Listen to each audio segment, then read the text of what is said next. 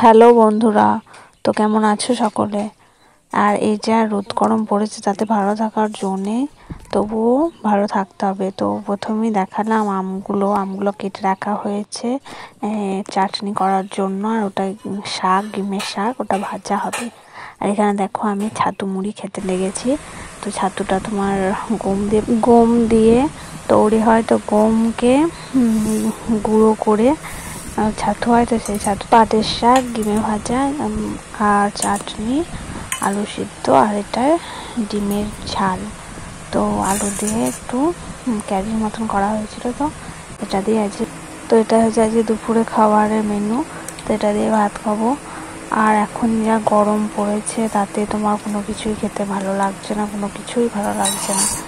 তো যাই হোক, কিছু তো করার নেই, গরমের দিনে তো গরম পড়বেই। তো এরমভাবেই থাকতে হবে এখন কটা মাস। তো ভাত খাওয়ার পর এটা বিকালের ওয়েদারটা দেখো, খুব সুন্দর। এটা একটা পুকুর আমাদের এখানেই আছে এই পাশেই। তো গাছগুলো রয়েছে, কত সুন্দর লাগছে দেখতে।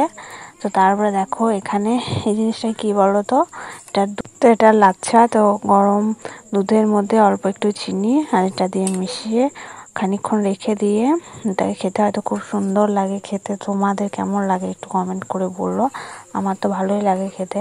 তো সেটা এখন সন্ধ্যেবেলায় খাবো। তো তারপর দেখো রাতের মেনু হচ্ছে ঠান্ডা ভাত, পেঁয়াজ, আলু সিদ্ধ, ডিমের ক্যারিটা একটু ছিল। সুপারভাইজার হলে আরো সবাই এখনকার দিনে ঠান্ডা ভাত রাতে জাস্ট অমৃত লাগে। তো তোমাদের কেমন লাগে একটু বললো কমেন্ট করে। আমার তো খুবই ভালো লাগে।